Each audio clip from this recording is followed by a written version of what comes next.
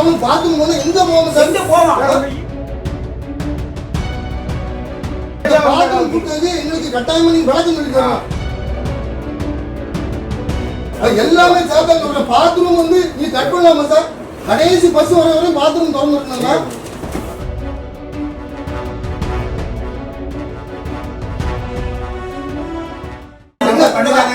முதல்ல என்ன இதுல நீங்க கட் பண்ணீங்க சொல்லுங்க. அத மட்டும் சொல்லுங்க. அதுக்கு அர்த்தம் இல்ல. எதுக்கு பாத்ரூம் கட் அவ்வளவு பாத்ரூம் கூட்டி கொடுங்க. நேத்து நைட் 10 பேர் பாத்ரூம் தூக்கத்துல ஒரு எங்க போடுங்க. நேத்து கூட்டி இவ்வளவு நாள் பாத்து நேத்து ஏன் காம்பள திறந்து உள்ள விட்டுறேன். அந்த காம்பளத்துல அது 10 பேர் கூட்டி என்ன சார் பண்ணுவா சொல்லுங்க. ஒரு நீங்க ஒரு நியாயமா பேசுங்க. அந்த பெண்களுக்கு ஆண்களுக்கு என்ன பண்ணுவாங்க சார்? உங்களுக்கு சட்டமன்ற உங்க வீட்டுல யாராவது விடுவீங்களா? பொம்பளை கொஞ்சம் உங்களுக்கு இறக்க முடியாது சார். உள்ள கொஞ்சம் குட்டியை வச்சுட்டு அவனுக்கு பாத்ரூம் போனா எங்க போவாங்க சார்? எங்க போவான்? ஈவோ சஸ்பெண்ட் பண்ண சொன்னோம் சார். முதல்ல ஈவோ சஸ்பெண்ட் ஆனதா சரியா பாத்ரூம் கூட்டது எங்களுக்கு கட்டாயமா நீங்க விளக்கம் சொல்லிருக்காங்க. உள்ள வந்துட்டு இருக்கு. அரசாங்க பஸ் உள்ள வந்துட்டு தனியார் பஸ் உள்ள வந்து பஸ் வரல பரவாயில்ல. பஸ் எல்லாம் வந்துட்டு இருக்கு. பாத்ரூம் மாட்டு பஸ் ஸ்டாண்ட் ஏதாவது வச்சீங்களா? மாட்டு பஸ் ஸ்டாண்ட் டெம்பரரி கடை கொடுத்து அவங்களுக்கு டாய்லெட் வசதி தண்ணி வசதி எல்லாம் வச்சா பரவாயில்ல. ஒண்ணுமே இல்லாம நீங்க வந்து இஷ்டத்துக்கு வியாபாரி என்ன கூட்டி பேசவே இல்லை. அராஜக ஆட்சி பண்றீங்க. அதிகாரிகள் சேர்த்து அராஜகம் பண்றீங்க. பேசிக்கல சார். நீங்க முதல்ல 15 நாள்ல நீங்க காலி பண்ணி லெட்டர் கொடுக்குறீங்க. நாங்க எங்க சார் போவோம்? எங்க வாழ்வாங்க சார்? நாங்க எங்க குழந்தை குட்டியை காப்பாத்துறதுக்கு இதை விட்டு சாப்பிட்டு வியாபாரம் பண்றதே கஷ்டம். அதனால தலைவர் அடிக்கடி எங்க போகணும்? வாழ்வாதாரமே அதானே. அப்ப எங்களுக்கு ஒரு விளக்கம் தரணும்ல. நீங்க உங்களுக்கு மாற்று இடம் தாரேன்னு சொல்லுங்களா சார்? எல்லாமே சாப்பிட்டாங்க. பாத்ரூம் வந்து நீ கட் பண்ணலாமா சார்? கடைசி பஸ் வர வரையும் பாத்ரூம் திறந்து இருக்கணுங்களா?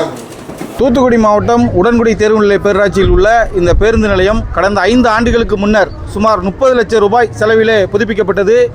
புதுப்பிக்கப்பட்டு 4-5 ஆண்டுகளை தாண்டக்கூடவில்லை.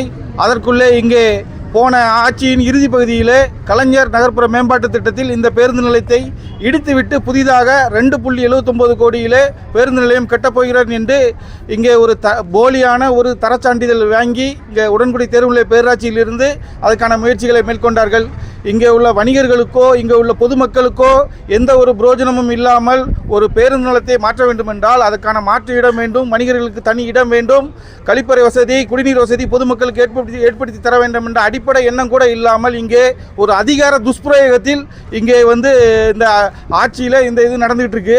இதை நாங்கள் கடந்த ஆட்சியில் பல முறை அதிகாரிகளை மக்கள் பிரதிநிதிகளை சந்தித்து நாங்கள் மனுக்களை கொடுத்தோம். ஆனால் எந்த நடவடிக்கையும் இல்லாத நிலையில் வியாபாரிகள் நீதிமன்றத்தை நாடி அதுக்கான வழிவகைகளை செய்து கொண்டார்கள். இந்த நிலையிலே நீதிமன்றத்தில் சற்று பின்னடைவு ஏற்படவே இன்று மீண்டும் கடந்த வாரம் தான் நீதிமன்றத்திலே ஒரு சின்ன ஸ்டே வந்து வெக்கேட் ஆயிருந்துச்சு. உடனடியாக இங்கே என்ன ஆட்சி நடக்குன்னே தெரில. திமுக ஆட்சி நடக்கா இல்லை தவக ஆட்சி நடக்குன்னே தெரில. அதிகாரிகள் அந்தளவுக்கு அராஜகம். உடனடியாக இங்கே உள்ள எல்லாத்துக்கும் வந்து 15 நாளில் நீ வந்து காலி பண்ணு அப்படின்னு சொல்லி கொடுக்கான். 15 நாளில் இந்த வியாபாரி எங்கே போவான் என்ன ஏது ஒன்றுமே தெரில. அதை கூட புரிஞ்சிக்காமல் இன்றைக்கி நடக்குது. இது குறித்து நாங்கள் இப்போ வந்து இங்கே உள்ள பொறுப்பு அமைச்சர் மாண்புமிகு அமைச்சர் ஸ்ரீநாத் அவர்களை சந்தித்து இது குறித்து சொல்லியிருக்கோம். அதே போல் அதிகாரிகளுக்கும் எங்கள் மாநில தலைவர் வந்து தலைமைச் செயலகத்தில் அதிகாரிகளை சந்தித்து மனுக்கள் கொடுத்துருக்காங்க.